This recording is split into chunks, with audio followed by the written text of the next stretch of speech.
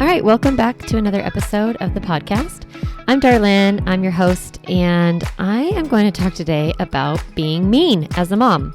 And what I have been hearing from some of my moms, especially moms with like 3 to 6 year olds or 3 to 7 year olds, but even older, is this thought of like, oh, I'm such a mean mom.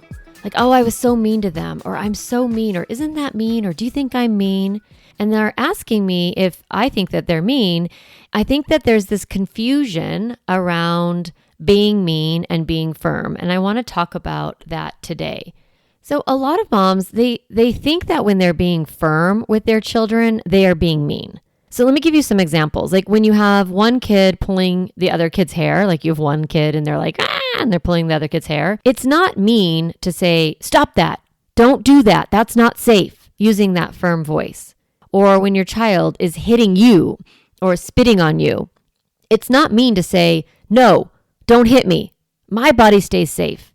Don't hit. It's even not mean to grab their hands and hold them tightly, not squeezing, not hurting them, but to hold them while you are looking at their face and saying, no, don't hit. That hurts. That's not okay. I want you to understand that that's not mean. Moms will say, oh, I was so mean. I'm such a terrible mom. And I will often say, okay, like if someone comes to a coaching call and they say, I was so mean, I don't assume that they were, and I don't assume that they weren't. I actually want them to tell me the story. And often as they share the story, they'll tell things like that I've just described. They've used a firm voice when their kid has done something unsafe, or they've set a boundary with their body, right? They're like, don't touch me, don't hurt me, that hurts my hair. And moms will think, oh, I'm being so mean, when what they've done is they've just clearly communicated to their child that their behavior doesn't work.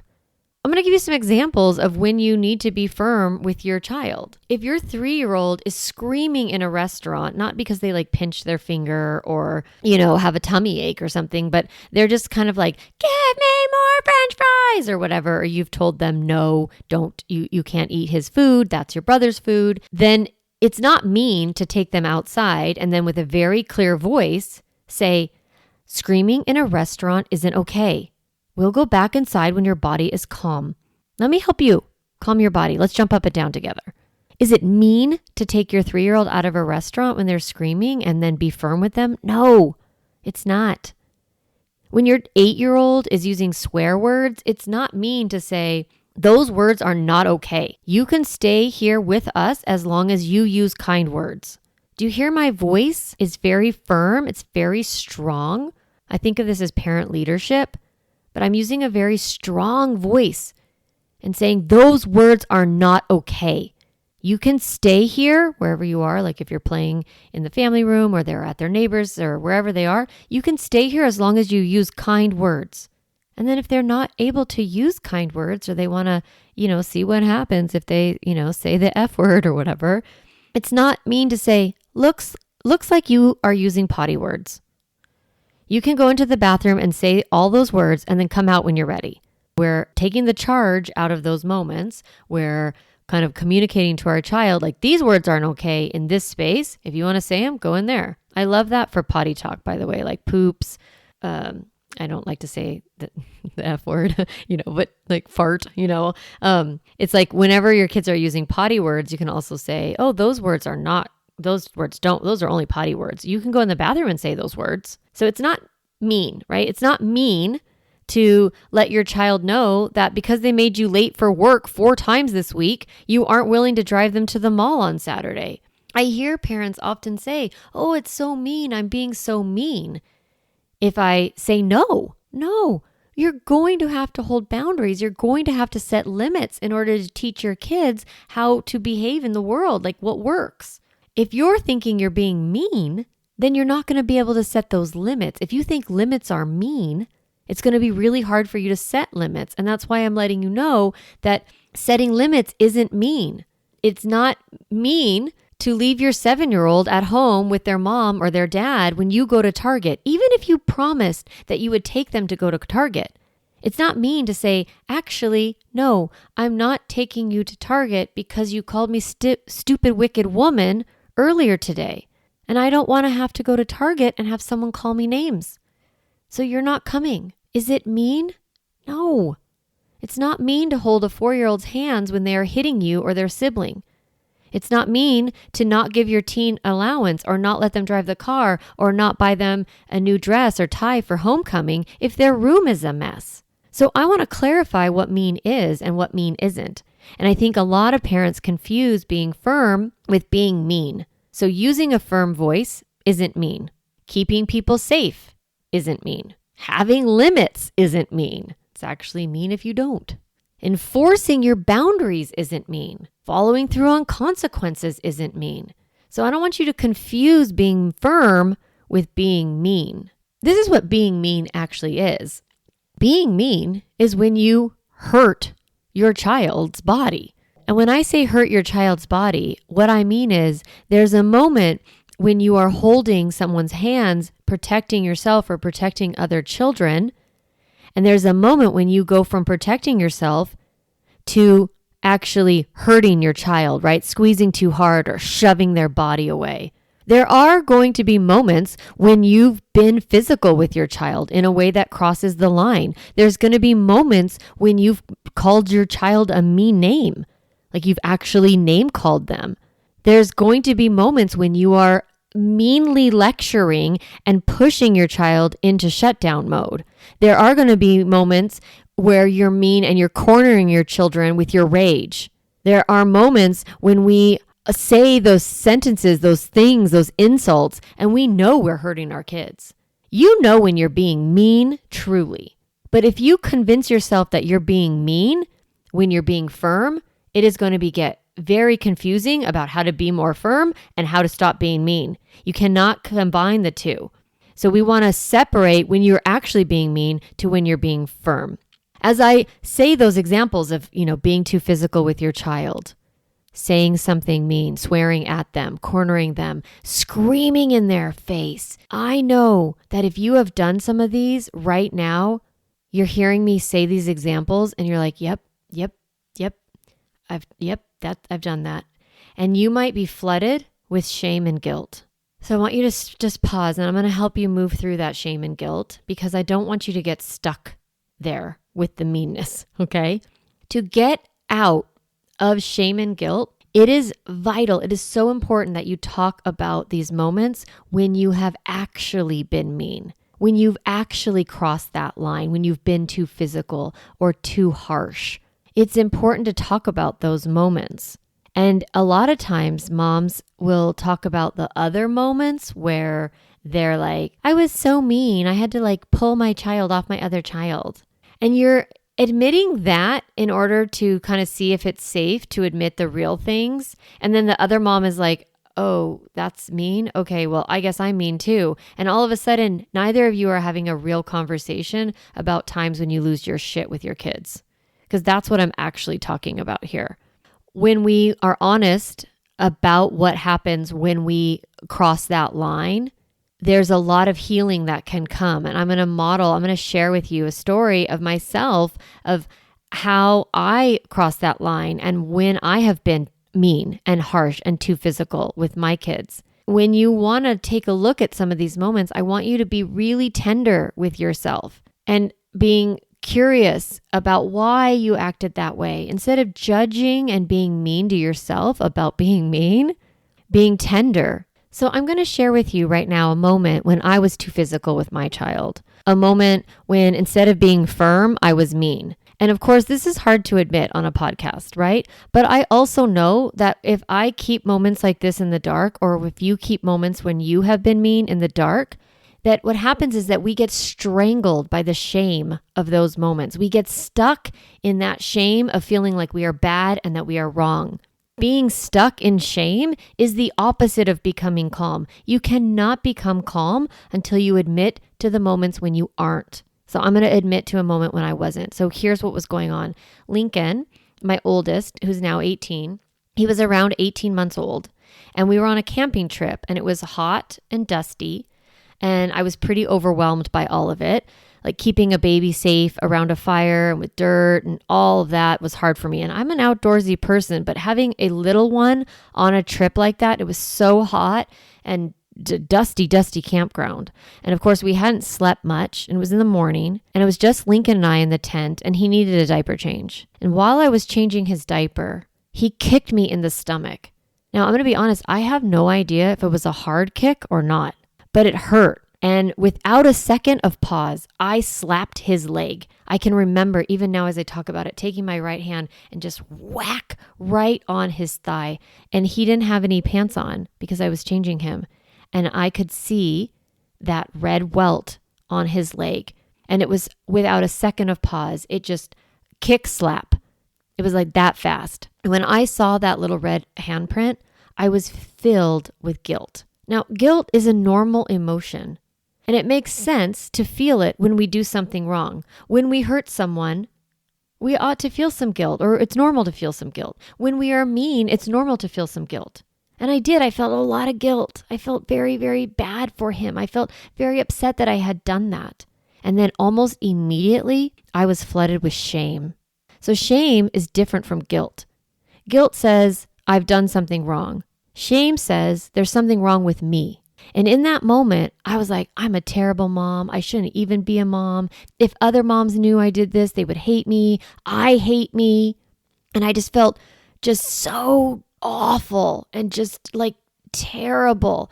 Not, oh, I've done something wrong, but like something is wrong with me. That's what shame is. And then, of course, I catastrophized the moment, and I made it mean a bunch of things about the future. Like, oh my God, I'm going to mess this kid up. He's going to be so, such a disaster. I'm ruining him. So then my anxiety tapped in, and I was definitely like spiraling and just feeling so terrible and really stuck. So in that moment, I didn't immediately admit I needed help. I didn't like leave the tent and be like, oh my gosh, I just hit him. I feel so bad. Something is happening in me. I probably need some help. And I'm not saying like everybody needs help the first time, or like if you hit your kid one time, but if you are kind of in a pattern of hitting your child, or like noticing that when your stress response gets activated, that you turn mean, then it's important to get some help. It's important to address your rage and your reactivity. What was happening for me in that moment is, now that I've admitted it and gone back and talked about it and watched the pattern in me for years and years of like, why was I being activated sometimes? Why did I turn like that with my kids? And so for me, I was having kind of a trauma response. I was acting out some old wounds in my life from my childhood. So for me as a child, I experienced a lot of abuse and neglect. And I don't want to like make this all like a downer episode, but that was true for me. That's my story.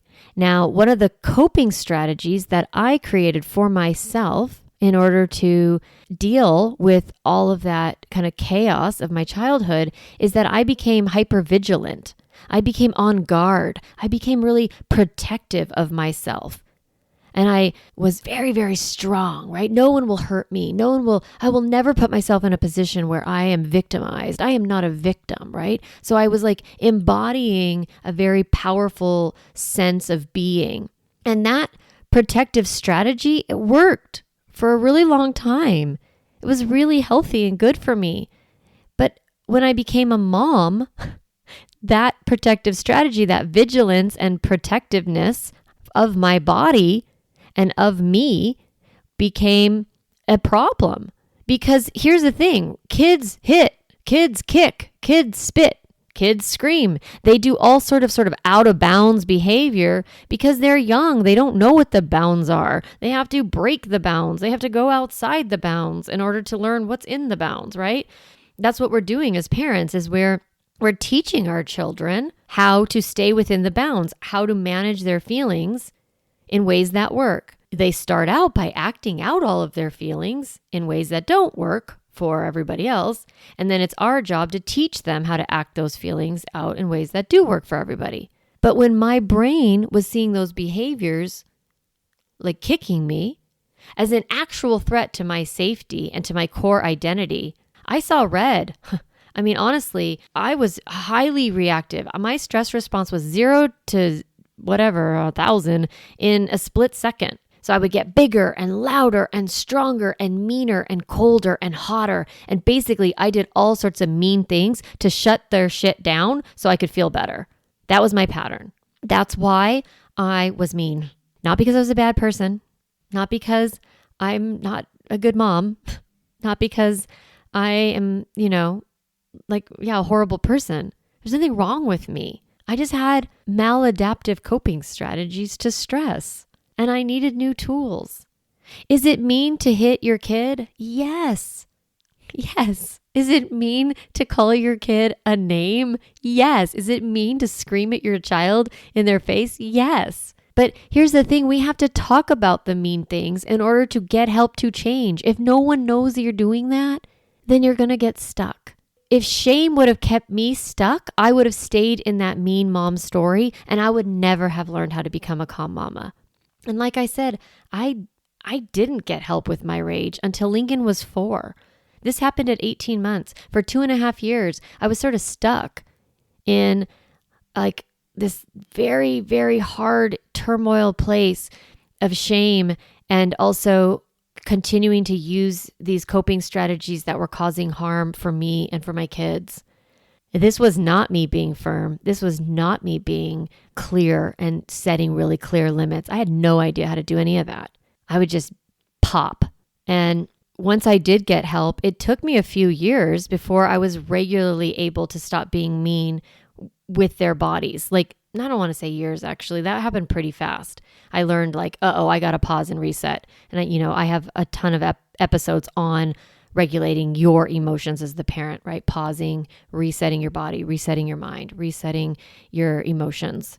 And I talk about it all the time because I know that that's key. If you want to stop being mean, you have got to pause and reset. It was pretty quick learning how to not hurt their bodies, but I do remember even Sawyer being 4 and me getting so angry with him. And this would have been after 2 years of being in, getting some support and some help.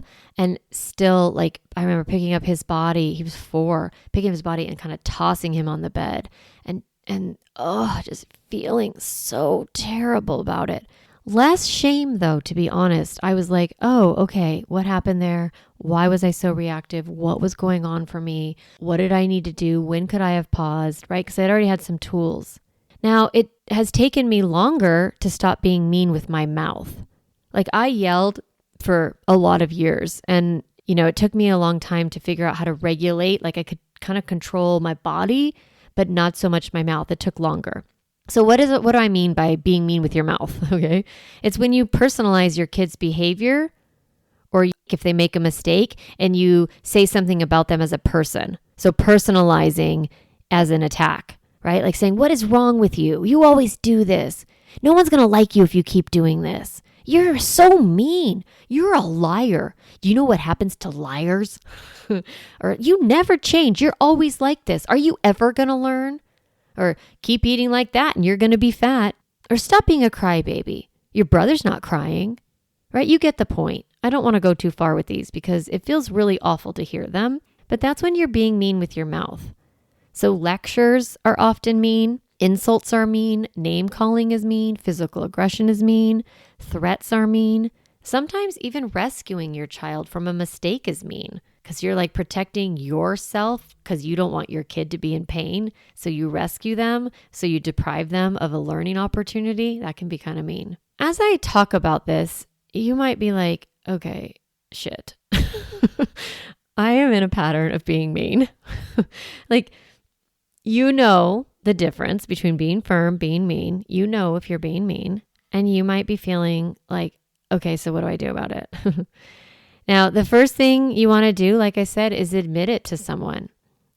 Go to your partner and say, hey, I'm struggling. I don't think I was honest with Kevin about this for a really long time. It was I could kind of keep it together when he was around. Plus, he is a calming, regulating figure for me.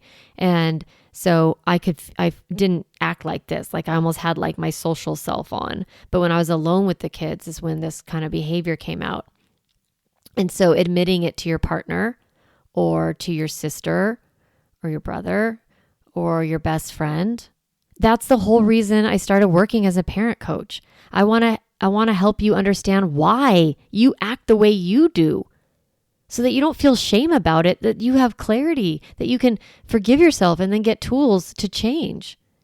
And I also want to help you understand why your kids act the way they do so that you don't get so stressed by it.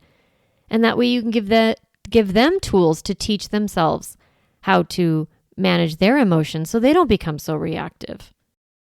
But here's your takeaway for the week. When you have the thought, you're going to have it. Oh my God, that was so mean. Okay.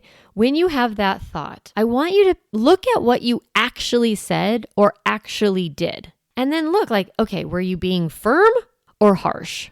Were you being clear with your limit or were you lecturing? Were you setting a boundary and reinforcing it? Or were you personalizing their behavior? Were you giving a consequence or were you giving a threat?